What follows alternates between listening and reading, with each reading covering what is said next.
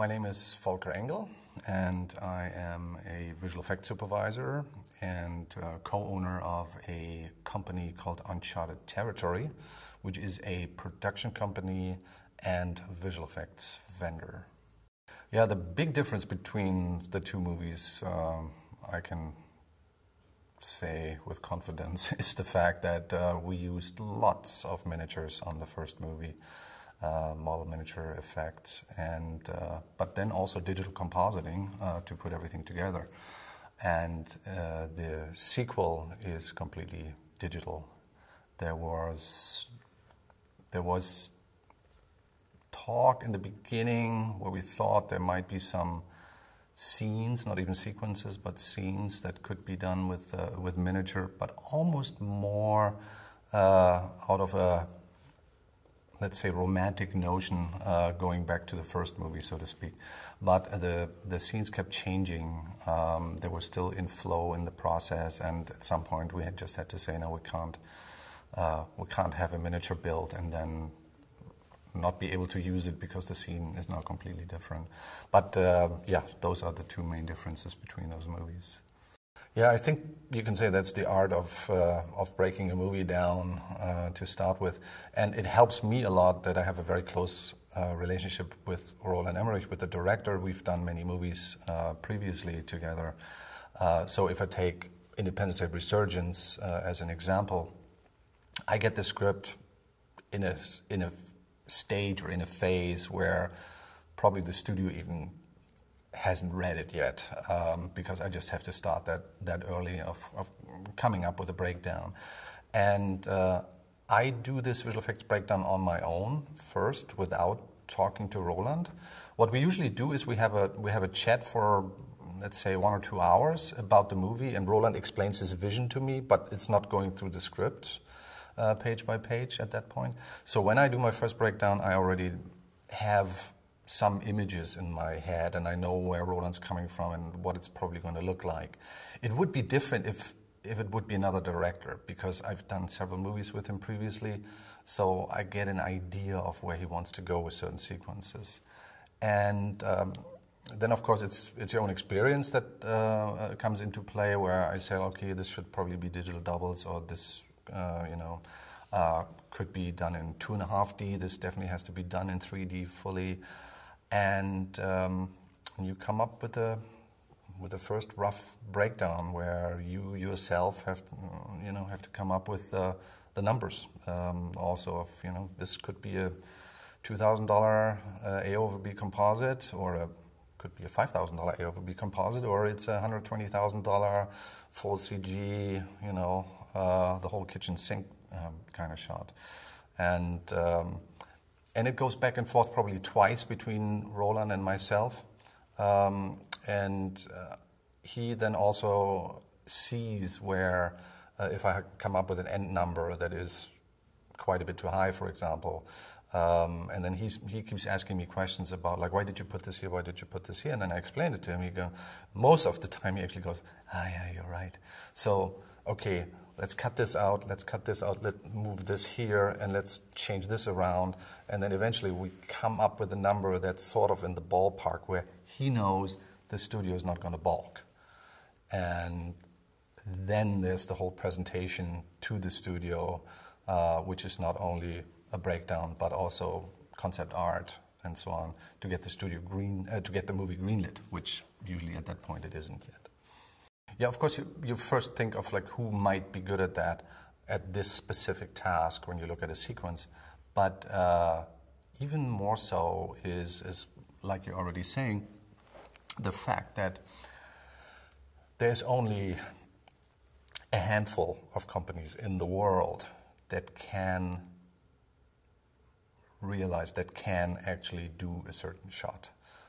If it's a super complicated full CG, all bells and whistles kind of shot, there's companies you cannot go to and have them do it. It's really only, like ABC, okay. And then you go like, okay, these two companies are working on what gigantic movie at the moment when we actually are going to need them? Okay, they will not be able to do it. And so all of a sudden you have let's say 3 different ones that you can still go to. And then those are the most likely the ones you have make bids on the project. And also interesting to prepare the bid, we try to be very minute, regarding detail of giving them information about the shots. And we did what we call the Chinese menu of certain shot categories. I think it was 12 different ones we had, and each category has a very distinct description that is really only valid for this movie, where it, for example, says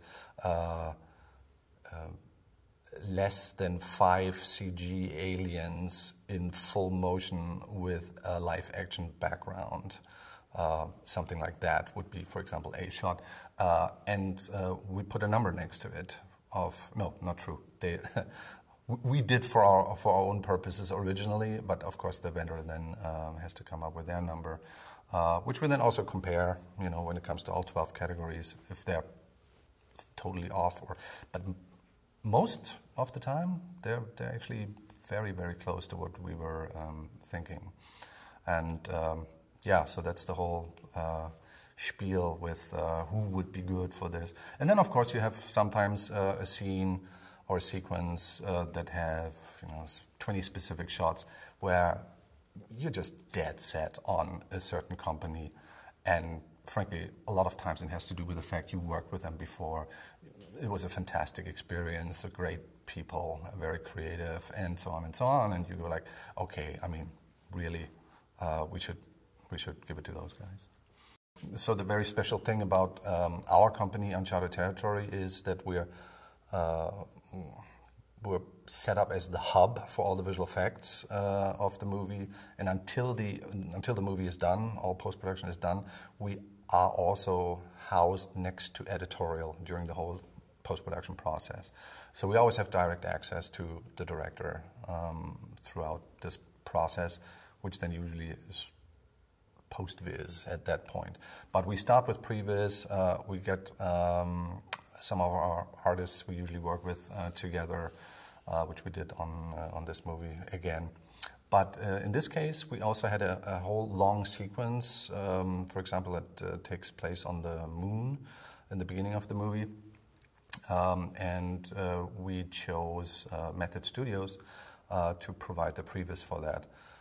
The special arrangement we made, though, was we asked them to come to us, and so they set up shop with their people right next to our people who were working on, in this case, the Queen chases a school bus through the desert sequence, the Alien Queen.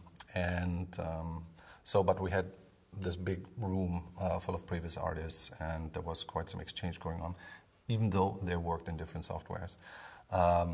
But we kept on doing previs into the pre-production before the shoot. That was in Albuquerque. So we had a team of, I think we had six guys there, and it kept on going throughout the shoot. Already taking sometimes pieces that were shot, or we actually had to prepare backgrounds for blue screen setups for this system called NCAM, where we actually already create a CG background for Roland. So on the set, he can already see a rough version of the backgrounds, let's say a gigantic hangar in Area 51. And he has his actors just in front of blue screen, but he has his camera totally free, and it does inside the CG background exactly what his live action camera does. That's a system we're working with. But it's the same people, the same previous people who prepare all that for us. So they stay on basically until the shoot is done, and then we all go back to LA, and then the post-viz process starts. As so many times, the big particle shots, and we had one, you can say, gigantic challenge, because we had this really big mothership in the movie, and it it enters Earth's atmosphere after it scrapes along the moon surface. But it was always about scale. How do we depict the size of this thing? Because it's thousands of miles in diameter, and to then show it with planet Earth and have it come around the planet and then eventually sort of latch onto it like an insect, which was an early production painting from the company Trickster that did all the presentation art for us for the studio. And to match this, I mean, it was one thing to depict it in a painting, but this Earth scale, and then actually show a ship settle down, and not only show one of the feet landing, but this whole thing settling. That was quite a feat, and Scanline did an amazing job with a lot of these big particle shots. FMX is super relevant. I realize that every time I'm here because at first it might sound like a joke. You get to meet all the people, a lot of people from LA actually, in Stuttgart, who you don't meet in LA. You never get to see because they're somewhere busy on a project.